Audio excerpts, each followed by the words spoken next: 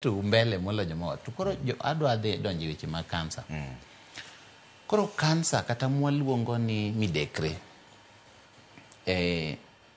ni en gi tieng' mang'eny, en ga aina mbalimbali. Koro yudo ka kansa moro inya thiedh maber gi 1,400. In fact kansa mang'eny ithiedho gi 200,000. To nitie kansa moko kata mana mag remo ma yudo ka nyalo dhi nyaka 10 million. Okadho kata 10 million, especially ma ji dhi itimo ne gimiluongo ni bone marrow transplant. Koro kansa te ok rom.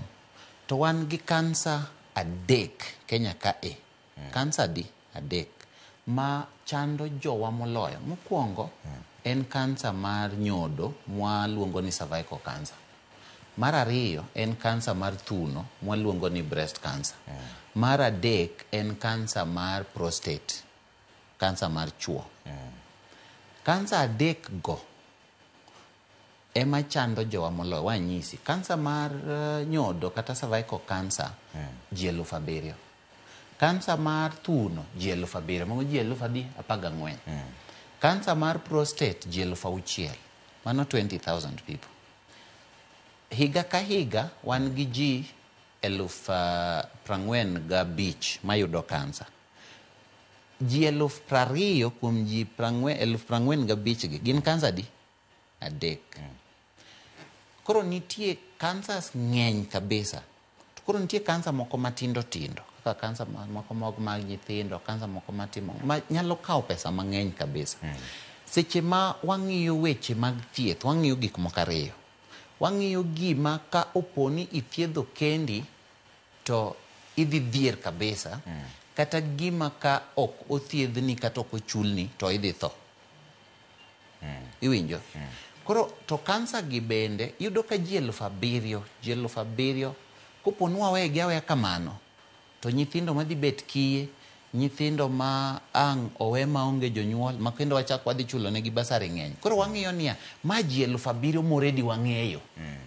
Iwinjo? Kwa keto 1,400 to bende sani ok en 1,400, en 50,000 gi 50. 5,550. Ema giyuago ni pod tin. Ema giyuago ni pod tin. To ok apar ka giyuage e yo maber. Ng'e ni samoro to adwaro bende nabet. To bende ka nineno kaka Kenko nowuok SHA, to gibiro ministry, to gidhi parliament, to gidhi treasury. Mano tiende ni kata gin ging'eyo ni ma ok shida mar Ministry of Health. Mano tiende ni en shida mar economy. Iwinjo? Koro migawo mar omende monego bedo pesa. Migawo mar omende monego bedo ni medwa. Lakini gima dwa wacho negi already kata ka pod ing'eni Kenya ka bende samoro ji ohero siasa mati. Ing'eni samoro ng'ato bende ng'anyo mondo seche ma ang' osemed gicha to neno ni en mo ng'anyo mondo mi omede.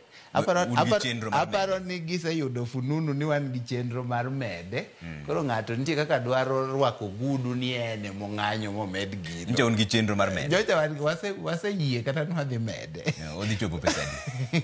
Waseyie ni wadhi mede. Koro nitie Professor Jaoko. Professor Jaoko en chairman mar Benefits Package and Tariffs Advisory Panel. Koro ma en independent. Koro chik mar Kenya ka mane wakadho, chik mwaluongo ni Social Health Insurance Act.